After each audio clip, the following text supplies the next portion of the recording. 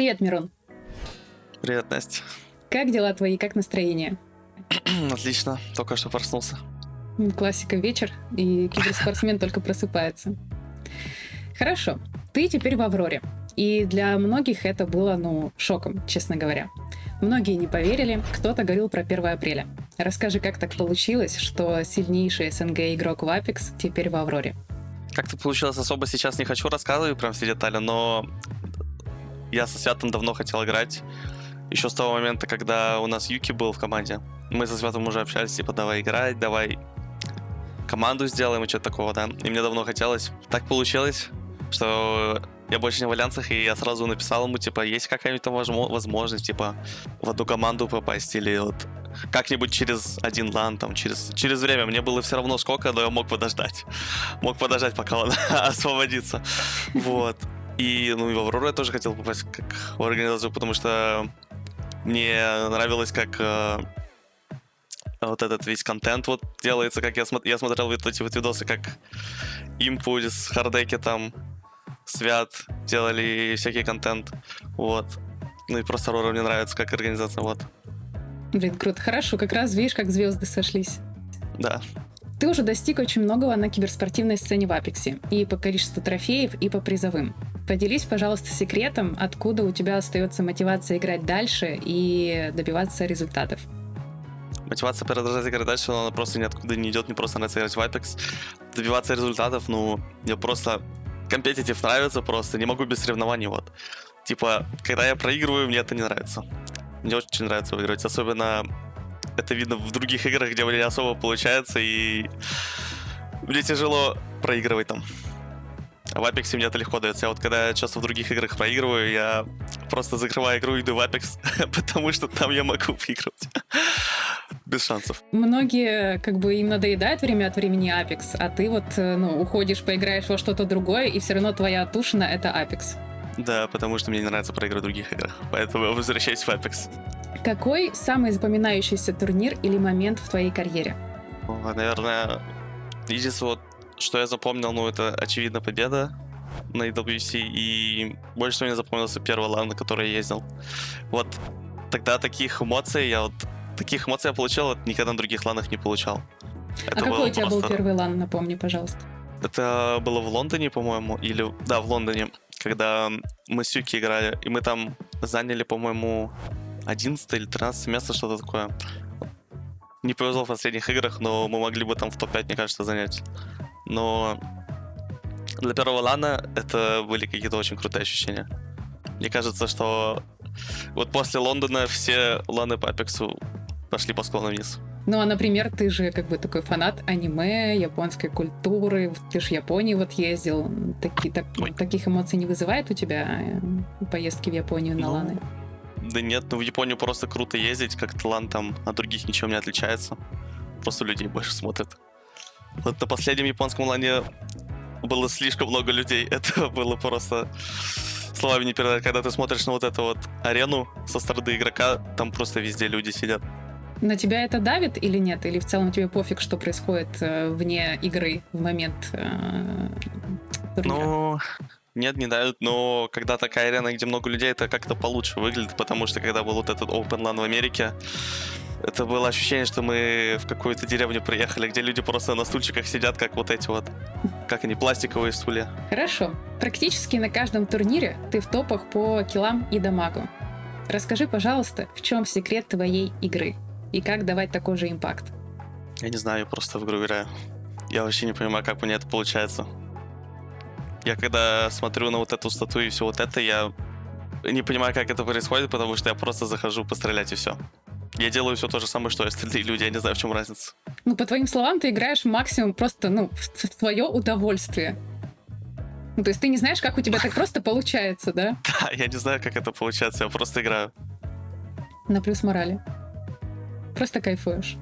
Да, я не задумываюсь об этом. Может, в этом и есть секрет? Слушай, я думала, ты скажешь, что весь секрет в геймпаде. Нет, там же еще есть люди, которые на контроллерах играют.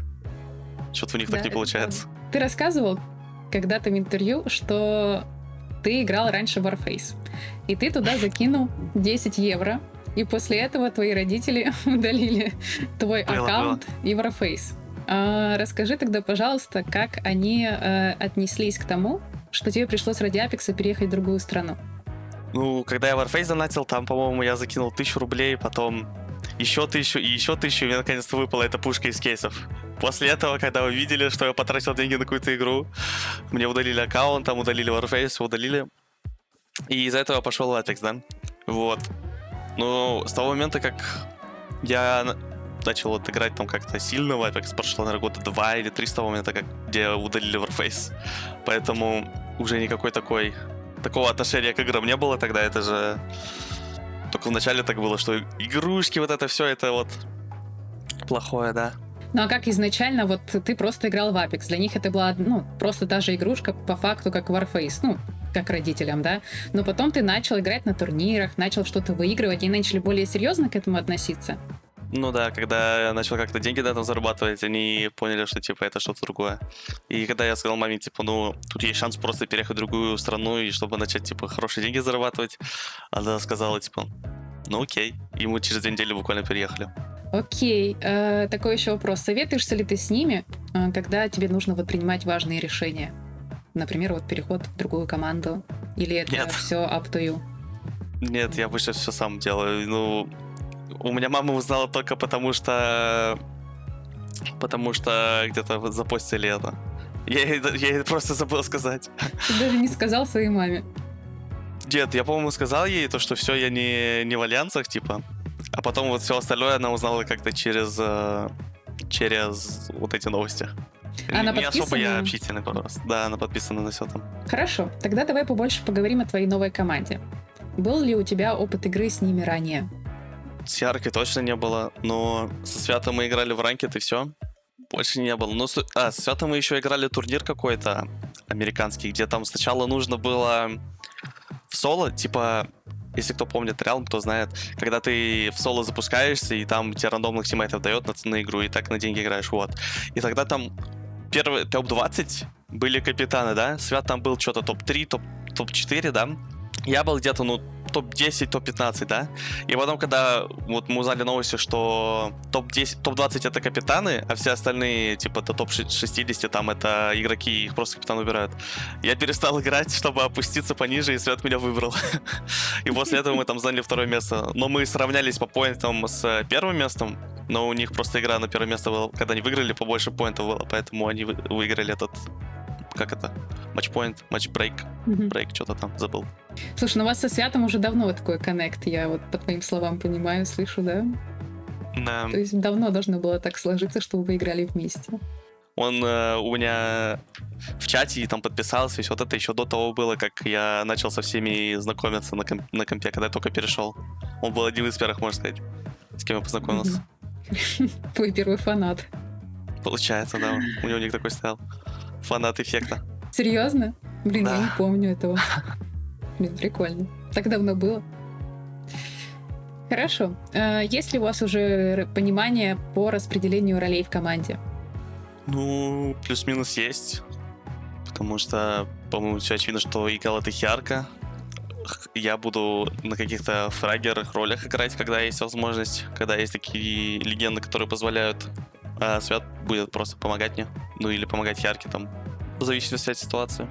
Скажи, пожалуйста, что в целом самое важное в тиммейтах для тебя? Ну, например, там точные колы, чувство юмора, отсутствие токсичности или что-то свое. Самое важное, чтобы играл был хороший, вот как Ярко, который он просто видит зону, боже, по первой, даже сканить не обязательно, он может просто сказать, куда она пойдет дальше. Это просто офигенно. Я никогда такого не видел, просто чтобы с нулевой можно было в 7-ю сесть и отдыхать, ничего не делать. Вот буквально на скримах мы так пару игр выиграли, когда мы просто сидели всю игру в позиции и под конец выиграли, ничего не делая. Это офигенно, я вообще не ожидал, что так можно делать. В прошлой команде у меня никто так зоны не колил. А тебе нравится такой геймплей, чтобы пойти сразу в 7-ю? Или ради победы в целом? Это очень легко. Мне делать ничего не надо. Мне нравится такой тиммейт, как Ярко, потому что он просто говорит, ну мы идем туда, и мы выиграем игру. Я такой, окей, делаем. Мне ничего больше делать не надо. Ну только в файтах иногда выиграть. Но это как бы ежедневная работа, постоянно такое делаю, вот.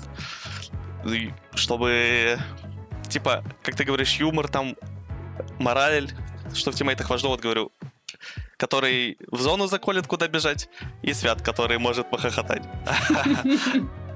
И поорать еще, не забываем. Не знаю, еще он не орал. Еще до такого не доходило, да. Расскажи, за какими игроками в Apex ты следишь? Кто тебе нравится по геймплею? Единственное, за кем я смотрю, это Хал, потому что за всеми остальными смотреть больно. То есть ты фанат Хала?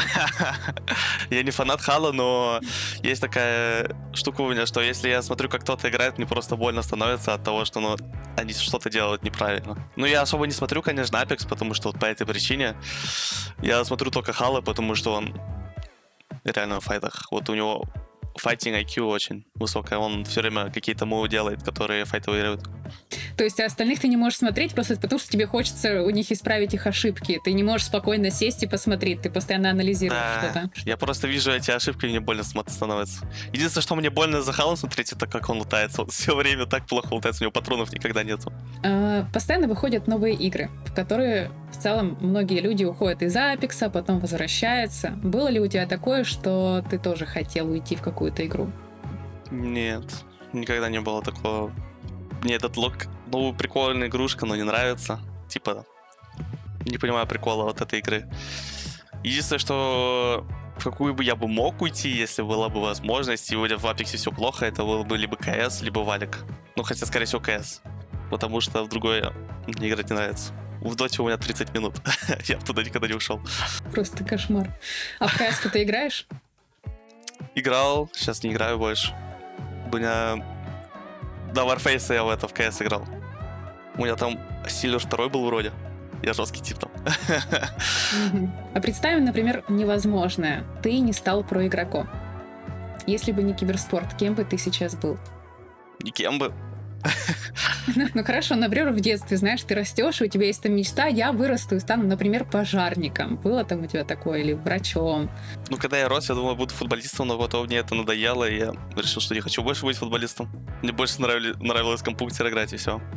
Слушай, круто, что у тебя, в принципе, твоя работа — это твое огромное хобби, которое у тебя вызывает и интерес, и мотивацию, и тебе, и ты кайфуешь. Еще и попал, в команду, играешь со Святым, с которым так давно хотел поиграть. Будем надеяться на классные результаты. Как ты относишься вообще, например, к хейту комьюнити? Он тебя как-то задевает или тебе все равно? Мне как-то все равно. У меня были некоторые моменты, когда меня прям жестко хейтили, но мне это вообще никак не задевало. И правильно. И не надо обращать на них внимание. Сегодня они хейтят, а завтра они за тебя снова болеют. Такие вот они.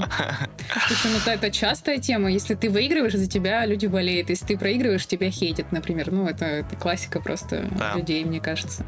А теперь перейдем к небольшому блицу. Ты можешь отвечать коротко, да, нет, либо же просто короткий ответ.